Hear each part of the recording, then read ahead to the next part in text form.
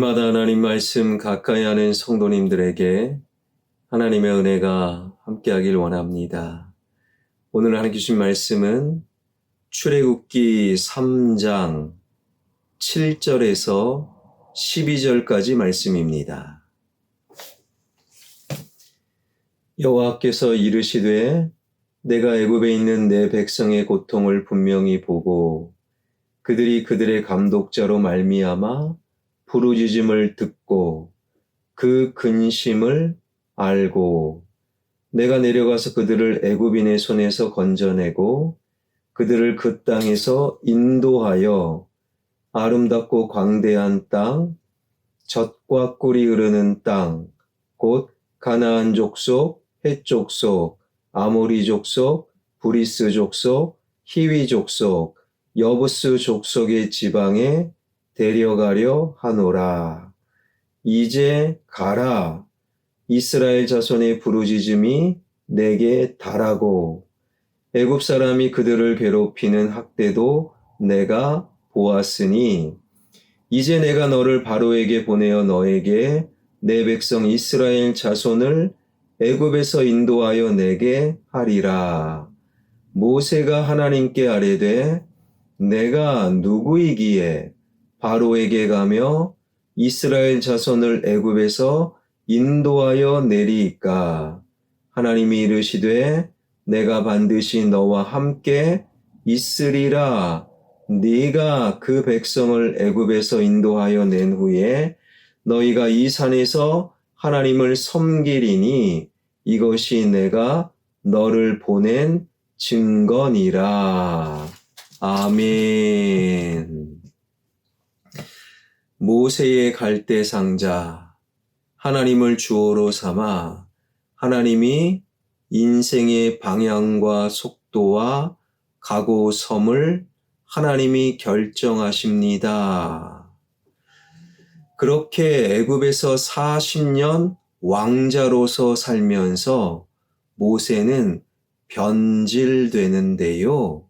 모세가 장성한 후에 장성을 모세가 지키려니 고달프고 행복하지 않는 거예요.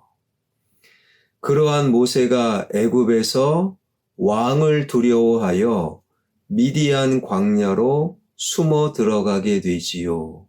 그곳에서 결혼도 하고 아들들도 낳고 40년 동안 미디안 광야 목동으로 지내게 됩니다.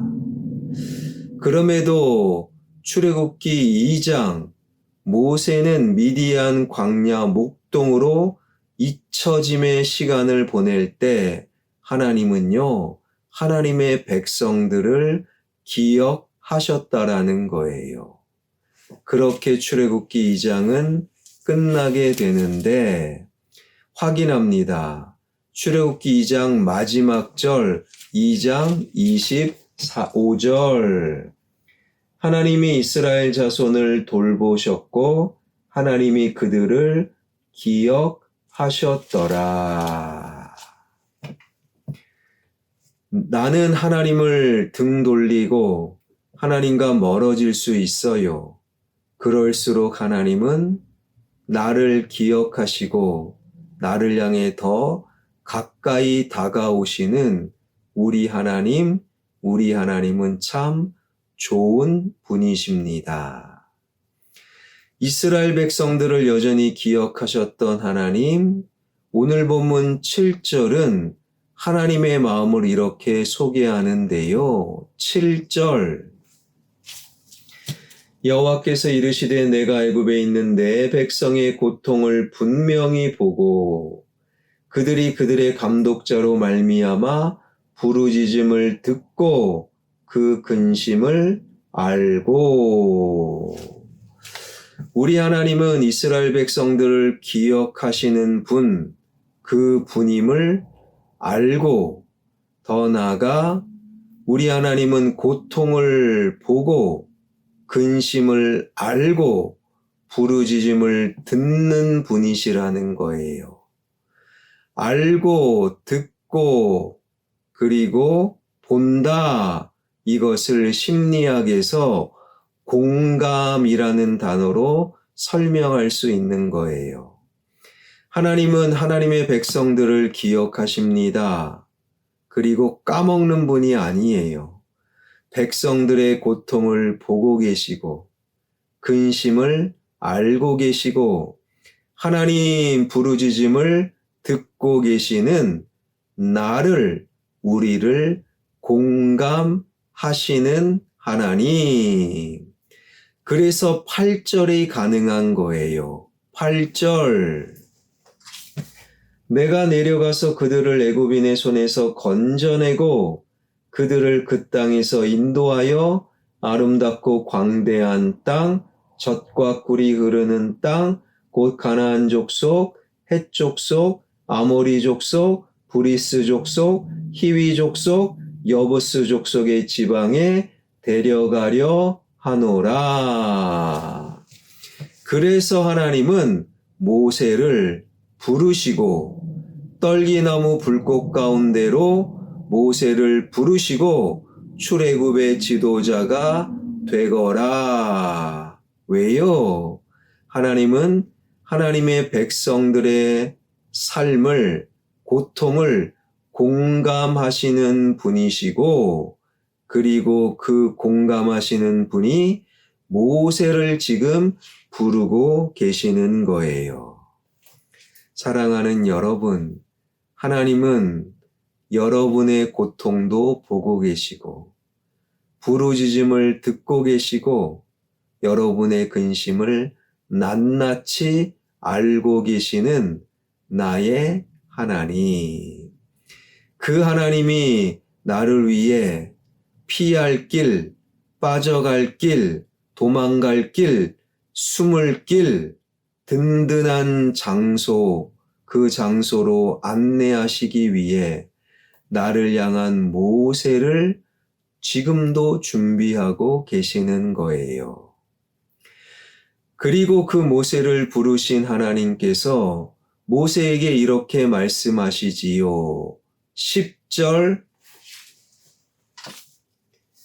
이제 내가 너를 바로에게 보내어 너에게 내 백성 이스라엘 자손을 애굽에서 인도하여 내게 하리라. 이제 내가 너 모세를 바로에게 보낸다. 하나님이 모세를 바로에게 보내시고 하나님이 힘을 주시고 능력을 주시겠다 말씀하시는 거예요. 하나님이 우리를 부르시고 일을 맡기십니다. 그러면 하나님이 힘과 능력도 더불어 주신다라는 거예요. 네가 알아서 해라. 이거는 우리 하나님이 아닙니다. 하나님이 부르시고 일을 맡겨주시면 그 일을 감당할 수 있는 힘과 지혜와 능력도 함께 주신다. 하나님의 능력을 경험하기 위해 그래서 우리는요, 하나님의 일에 동참할 수 있어야 한다라는 거예요.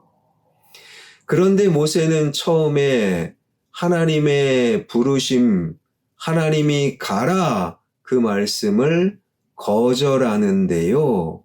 어떻게 거절합니까? 12절입니다.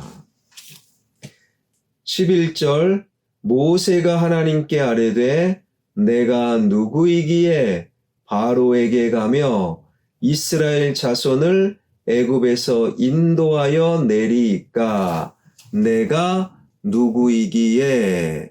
하나님이 보내셨는데 하나님이 능력 주시는데 모세는 내가 누구이기에 바로에게 갑니까?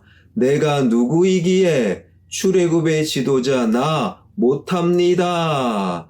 주어를 내가 여전히 자기 자신을 주어로 삼는 거예요. 자기 자신을 주어로 삼고 내가 나를 앞세우는 그 순간 하나님의 부르심, 그 풍성함, 이제 가라 하나님의 능력 함께 하심을 도저히 경험할 수 없는 거예요. 그래서 신앙의 가장 바른 태도는 나를 앞세우는 게 아니에요. 하나님을 앞세우는 거예요. 내가 주어가 아닙니다. 하나님이 주어가 되어야 되는 거예요. 그러나 모세는 내가 누구이기에 바로에게 갑니까? 그러니 하나님의 부르심의 풍성함을 경험하지 못하는 거지요. 내가 누구이기에 나를 앞세웁니다. 그러니까 이제 가라. 하나님의 능력과 함께 하심의 힘을 경험하지 못했던 것이지요.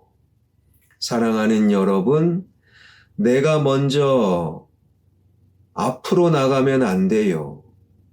시편 16편 9절은 그래서 이렇게 말하지요. 하나님의 뒤를 따르라는 거예요.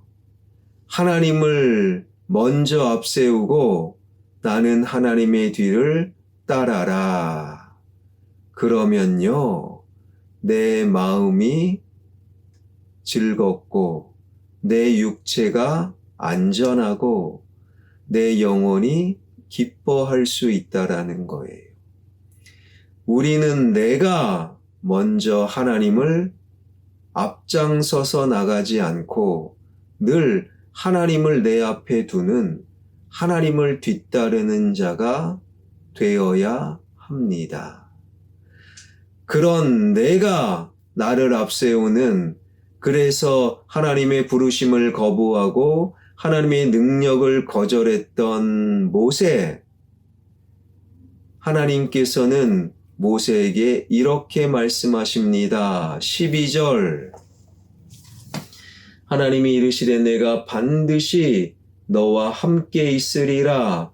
네가 그 백성을 애굽에서 인도하여 낸 후에 너희가 이 산에서 하나님을 섬기리니 이것이 내가 너를 보낸 증거니라. 모세가 출애굽의 지도자로 40년간 그 손에서 놓치지 않았던 지팡이, 사실 말이 지팡이지요. 실제로 모세의 지팡이가 보관되어 있는 터키의 박물관에 가면요, 한 1m 남짓 되는 아주 볼품없는 마른 막대기입니다. 그냥 마른 막대기예요. 이것이 바로 내가, 즉 모세의 형편이었지요. 마른 막대기와 같은 내가 앞장설 때 출애굽의 지도자 될 수 없는 거예요. 하나님의 부르심의 풍성함을 경험할 수 없는 거예요. 그러나 그곳에 하나님이 함께 하신다고 말씀하세요. 하나님이 함께 하시니 마른 막대기가 위대한 지도자의 지팡이가 되었고, 마른 막대기가 홍해를 향해 나아가니 홍해가 갈라지고, 마른 막대기로 반석을 치니 생수가 강같이 흐르게 되었더라. 사랑하는 여러분, 저와 여러분은도 마른 막대기에 불과합니다. 내가 어찌 그 일을 하오리까? 모세와 다르지 않은 거지요. 그러나 마른 막대기와 같은 나와 함께 하시는 하나님, 우리가 그 하나님의 뒤를 따를 때 우리는요, 홍해를 가르고